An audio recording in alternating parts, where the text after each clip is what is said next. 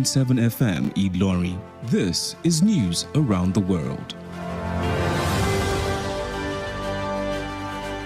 In the headlines, President Tinubu set to travel to China to perfect rail contract. House of Representatives Speaker calls for immediate aid to Kaduna flood victims. Osun Governor urges citizens to collaborate for development as the state turns 33 today. On the foreign scene, airstrike kills 7 rebels in northern Mali.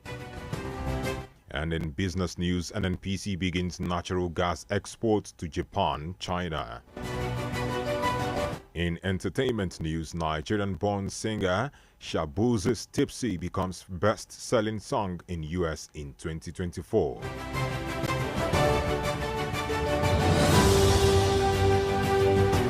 And in sports, former Arsenal goalkeeper Shotenze announces retirement from football. Good evening and thank you for staying tuned to Diamond 88.7 FM. This is news across the world. I am Nedu Okorie. You can listen to us via our website www.diamondfm.net or watch us live on Facebook at Diamond 887 FM. You can also download our app on Play Store at Diamond 887 FM. We'll bring you details of the news after this break. Do stay with us.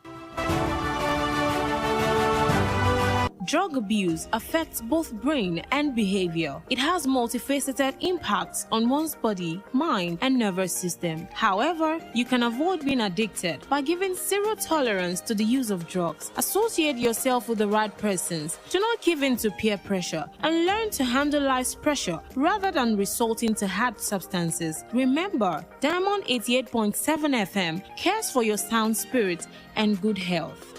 This message is from Diamond 88.7 FM.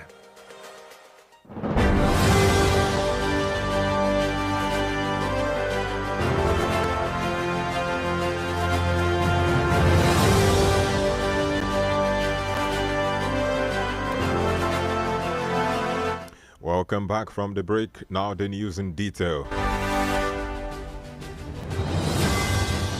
Plans are being perfected by President Bola Tinubu to travel to China by the first week of September 2024. According to the Special Advisor on Media and Publicity, Ajurin Gelale, the trip will afford President Tinubu an opportunity to meet with the Prime Minister Xi Jinping, during which bilateral matters will be discussed. President Tinubu will also meet with the management of China's construction giants, the Chinese Rail Construction Company, CRCC, with a view to concluding contract terms for the Ibadan to Abuja rail project. The presidential spokesman also explained that the trip will attract other foreign direct investment to Nigeria, especially in the area of agriculture, power, commerce, and communications, as several MOUs would be signed.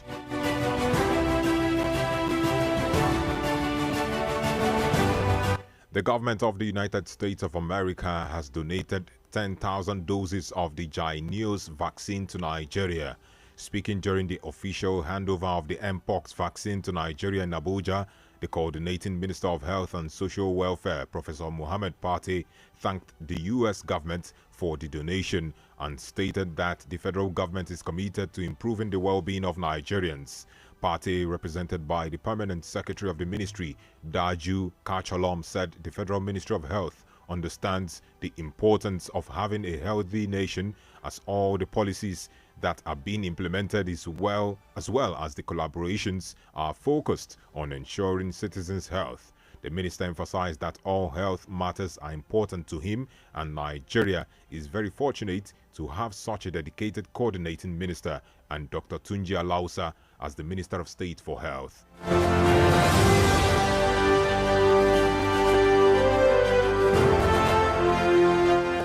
The Speaker of the House of Representatives, Tajuddin Abbas, has expressed deep concern over the recent flooding in Sabongeri local government area of Kaduna State, describing the incident as a tragedy. In a statement today by his media aide, Musa Krishi, Abbas sympathized with the flood victims and expressed sorrow that such a devastating event struck at a time when people are striving to sustain their livelihood. The flood, which occurred yesterday in the Kogin Mata and Tundun Munsira Kikaji area of Sabongeri, was triggered by heavy rainfall. Speaker Abbas Tajuddin also advised residents of the affected and surrounding areas to take precautionary measures and follow guidance from relevant authorities regarding flood risks. And moving down to Osun State, the Osun State Governor, Senator Ademola Adeleke, has charged citizens of the state to work hand in hand to renew their pledge towards contributing to the development of the state. The governor, who made the charge during his broadcast on the 33rd anniversary of the creation of the state, said the citizens of the state must embrace the values of hard work, integrity, and community development. The governor called on all traditional rulers, religious leaders, civil servants, artisans, farmers, and entrepreneurs to continue to play their part in the development of Osun State. According to him, the creation of Osun State was the result of years of advocacy, sacrifice, and the courageous efforts of our founding fathers who fought tirelessly for the recognition of our unique identity and aspirations.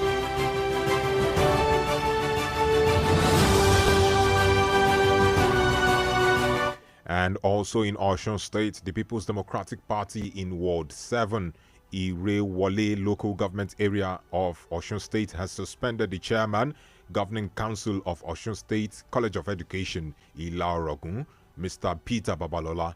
Babalola, an indigene of Ikire, has previously served as the chief of staff to ex-governor Olagunsoye Oyinlola and later served in the cabinet of ex-governor Rauf Aregbesola as the chairman, Local Government Service Commission.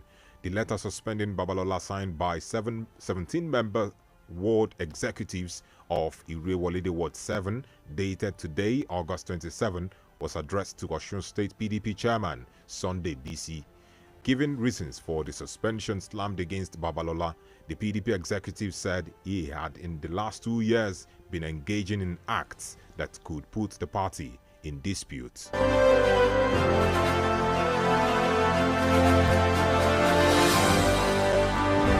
And lastly, on the local scene, the Chief of Army Staff, Lieutenant General Taoreed Lagbaja, has said that the army will not succumb to calls by young Nigerians and powerful interest blocs to disrupt democratic governance in the country. Lieutenant General Lagbaja stated this today in his opening remark at the 2024 Chief of Army Staff Combined Second and Third Quarters Conference held in Uyo, the Akwa Ibom State capital.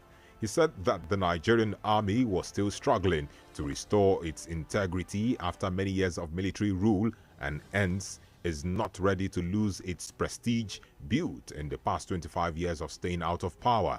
The Chief of Army Staff, who spoke against the backdrop of calls by youths for military intervention during the August 1st to 10th End Bad Governance protest, pledged to ensure that the army works for a united and secure country.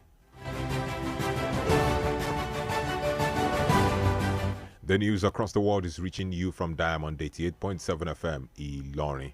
We now go on a break, and when we come back, we bring you foreign, entertainment, business, and sports news. Do stay with us. Follow us on social media, Facebook, Twitter, and Instagram at Diamond 88.7 FM. Diamond FM, shining supreme.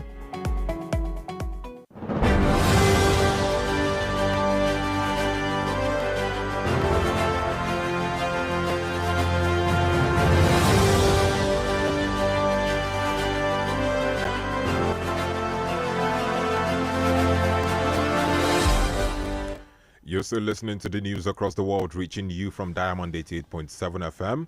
We now move on to foreign stories. And on the foreign scene this evening, armed separatist rebels in Mali have said that an army drone strike had killed 7 of their members a day earlier in the north of the country, an area rocked by violent unrest. The strike targeted 2 of the separatist vehicles, according to a statement published by the mainly Tuareg-led separatist coalition.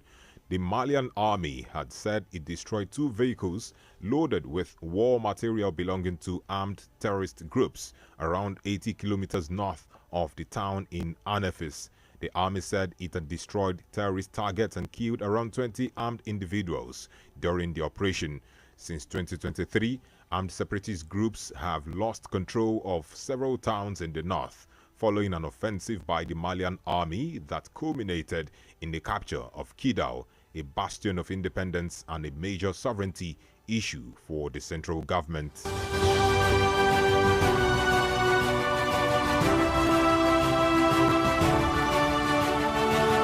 Still on the foreign scene, Ukraine has stated that it now controls 100 Russian settlements and 1,294 square kilometers of Russian territory.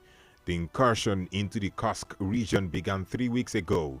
President of Ukraine, President Volodymyr Zelensky, said Ukraine controlled more than 1,250 square kilometers of Russian territory. Ukraine's commander-in-chief, Oleksandr Sikrik, also says Ukraine has captured 594 Russian soldiers. Earlier, Russia launched another wave of strikes on Ukraine, with 4 people killed a day after one of its biggest air attacks of the war.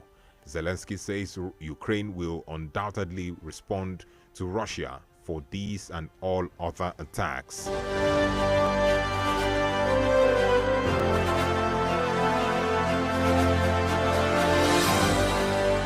And that ends our foreign news. Up next is business news.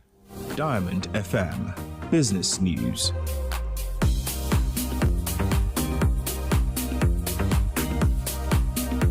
And in our business news this evening, the Nigerian National Petroleum Company Limited has commenced shipment of liquefied natural gas cargoes to Japan and China on a delivered ex-ship basis.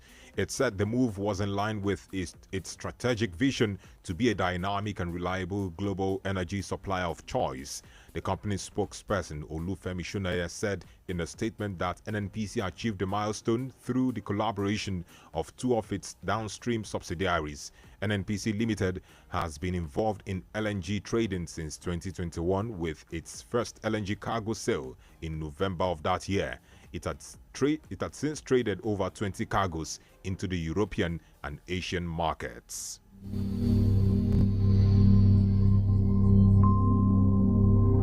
And that ends our business news. Up next is entertainment news. Diamond FM Entertainment News.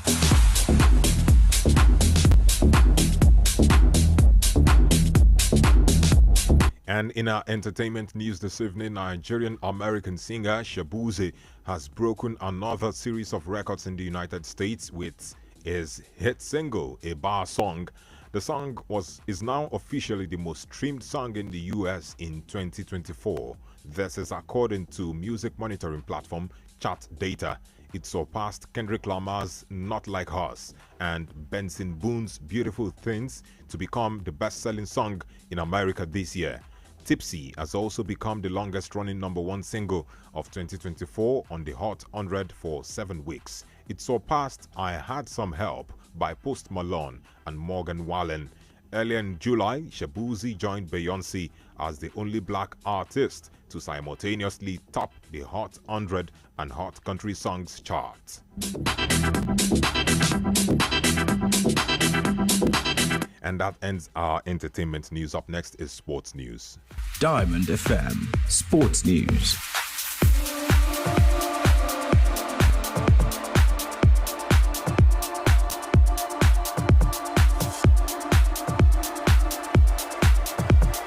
And in our sports update this evening, former Arsenal goalkeeper Wojciech Szczesny has announced his retirement from professional football.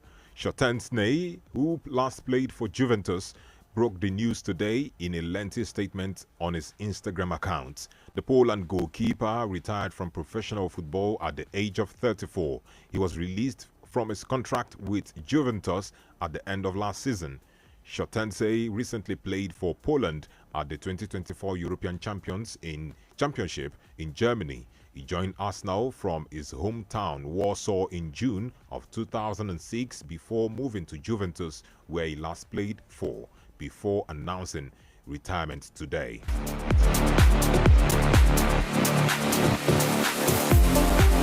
And still in sports, newly appointed Super Eagles head coach Bruno Labbadia can now take charge of the team for the upcoming 2025 Africa Cup of Nations qualifiers against Benin Republic and Rwanda. Labbadia's appointment was confirmed by the Nigerian Football Federation (NFF) today. Technical director of the NFF, Augustine Iguavon, was earlier expected to manage the Super Eagles against Benin Republic and Rwanda. The NFF now wants the German to take charge of the Super Eagles for the two games. Labbadia will now fly into Nigeria with his assistants for the matches and work with the provisional squad compiled by Iguavon. The Super Eagles face Benin on September 4 before they travel to Rwanda 3 days later.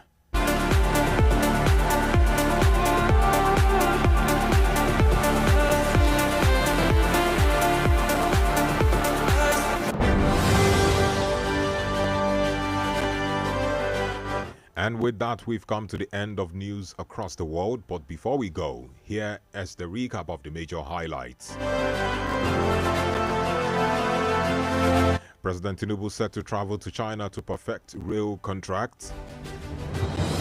House of Representatives Speaker calls for immediate aid to Kaduna flood victims. Osun State Governor urges citizens to collaborate for development as the state turns 33 today. And on the foreign scene, we told you that airstrike kills 7 rebels in northern Mali. In business news, NNPC begins natural gas export to Japan and China. And in entertainment, Nigerian-born singer Shabuze's Tipsy becomes best-selling song in US in 2024. And in sports, former Arsenal goalkeeper Shotentene announces retirement from football. Before we go, did you know that on this day in 1985, officers led by the Army Chief of Staff, Major General Ibrahim Babangida, removed Buhari's military government in a palace coup? Now you know. For news coverage or information about happenings around you, kindly contact Diamond FM newsroom number on 0916 062 7526. I take the number again, 0916 062 7526. The news across the world was edited by Abiodun Akinwumi. My name is Nedu Okorie. Thank you for listening to your Shining Supreme station, and stand by for the news across the world in Yoruba language. Have a wonderful evening.